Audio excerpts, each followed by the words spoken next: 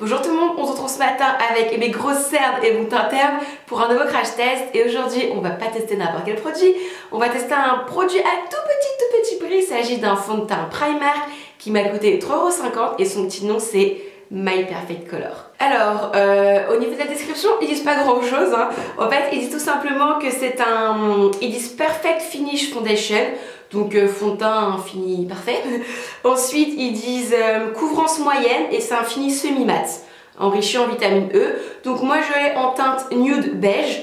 On va regarder la teinte ensemble. Alors après Primark c'est pas toujours évident de trouver sa teinte parce que parfois il y a des testeurs, parfois il n'y en a pas. Et surtout trouver un produit neuf c'est très compliqué, un produit qui n'a pas été ouvert. Et au niveau des teintes il y avait porcelaine, ivoire. Oh, ça me semble peut-être pas trop mal. Oh, ça me semble peut-être pas trop mal. Donc là, vous voyez bien au niveau de mon œil, mais je sais pas ce que j'ai. Mais quand je vous dis que mes cernes c'est de pire en pire, enfin, je pense vraiment limite à me faire des injections quoi. Enfin, je pense pas que je le ferai parce que ça coûte très cher et puis j'en suis... Enfin, c'est limite quoi. C'est limite... j'ai un contour de l'œil horrible, vraiment horrible. Donc je viens mettre des petits points comme ça. Et ce que je vais faire, c'est que je vais venir l'appliquer à l'aide de mon Beauty Blender. Donc on va voir tout de suite au niveau de la couvrance.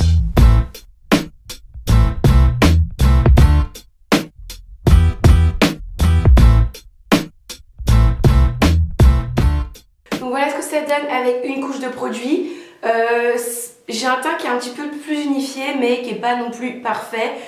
Surtout à cet endroit-là, j'ai toujours mon cerne très foncé. Mes petites taches, mes traces de boutons, elles sont pas tout à fait camouflées, donc je vais venir mettre une deuxième couche.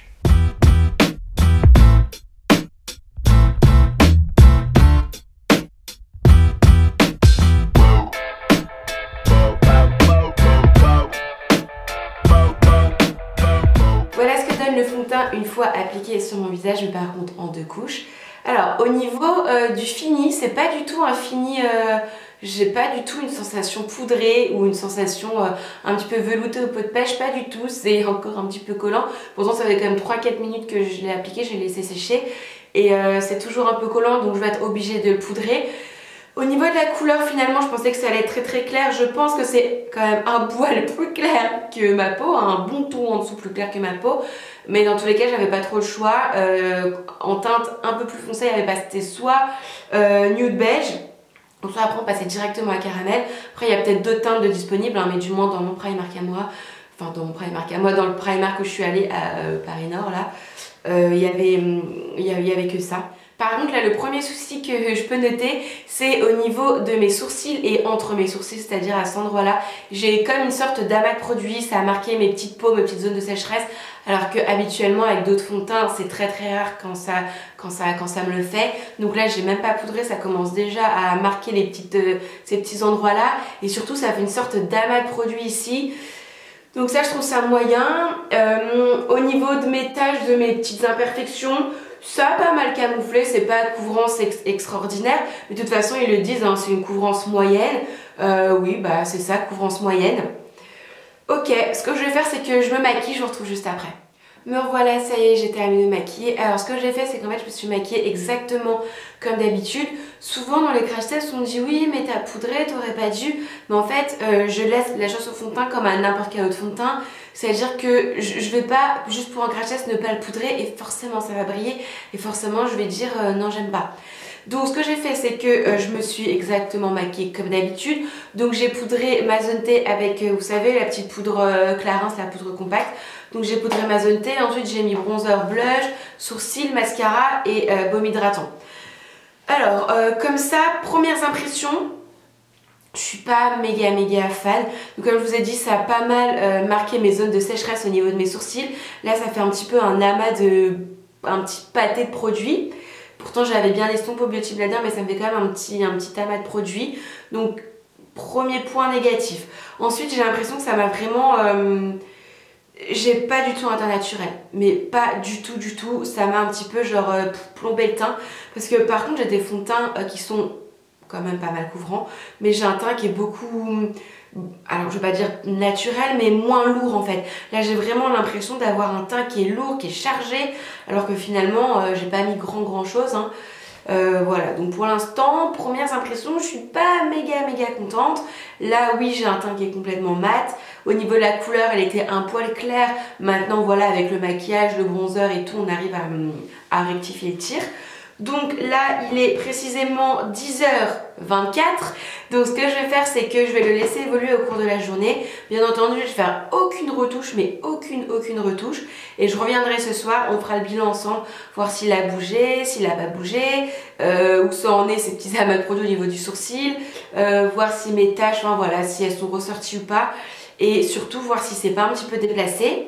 Bon, bah, à tout à l'heure. Et me voilà, il est maintenant 20h30, donc ce qui fait à peu près 10 heures que je porte le fond de teint sur mon visage. Alors, c'est l'heure du bilan, donc quoi vous dire? Et bah finalement, pour 3,50 €, le test ce matin était plutôt mal parti, là je suis mitigée.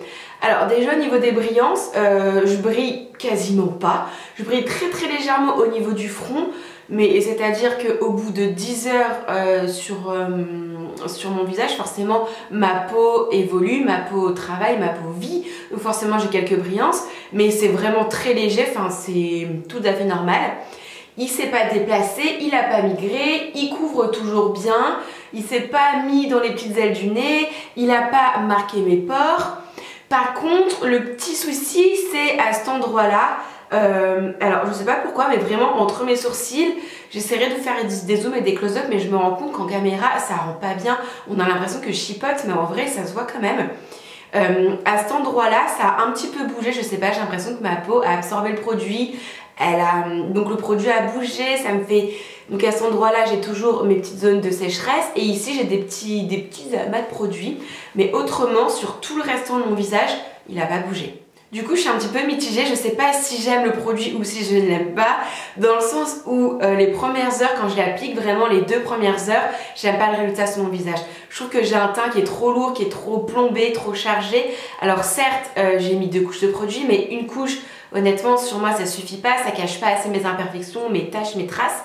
Donc je suis obligée d'en mettre 2 couches, mais du coup, j'ai l'impression d'avoir un teint vraiment terne, plombé, trop lourd. Et vraiment très mat pour le coup. Donc, en tout début, les 2 premières heures, je l'aime pas. Après, une fois qu'il a pris l'air, qu'il s'est un petit peu oxydé, que ma peau a évolué, ma peau travaille, je trouve le résultat super joli. Enfin là, 10 heures après, alors oui, bon bah forcément, je brille un petit peu, mais je trouve ça beaucoup plus joli que ce matin, juste après l'avoir posé en fait. Donc sur le moment je l'aime pas, mais un peu plus tard dans la journée je trouve qu'il évolue très bien, il bouge pas, il est vraiment pas mal. Mais autrement même les ailes du nez tout se passe très bien. Ici il a pas du tout marqué mes pores, il s'est pas déplacé, rien du tout. Ce matin quand j'ai estompé au Beauty Blender, vous avez vu, il se travaille vraiment très bien, il sèche pas trop vite, il est facile à travailler, facile à estomper. Donc honnêtement, pour 3,50 €, si jamais il n'y avait pas ce petit problème là des sourcils, c'est clairement un fond de teint que je pourrais porter au quotidien. Enfin, il n'y a vraiment aucun souci. Enfin, je parle en termes de résultats, après à voir sur le long terme si peut-être il me donnera des boutons, enfin ça je peux pas vous dire. Si jamais j'ai des boutons demain, je vous le noterai dans la barre d'infos. Mais ouais, franchement pour 3,50 €, je trouve le résultat plutôt pas mal. Voilà les filles et les garçons, ma vidéo crash test du fond de teint Primark est maintenant terminée. N'hésitez pas à me dire en commentaire si jamais vous avez ce fond de teint là, est-ce que vous aussi marque vos zones de sécheresse ou alors pas du tout, peut-être que c'est que moi.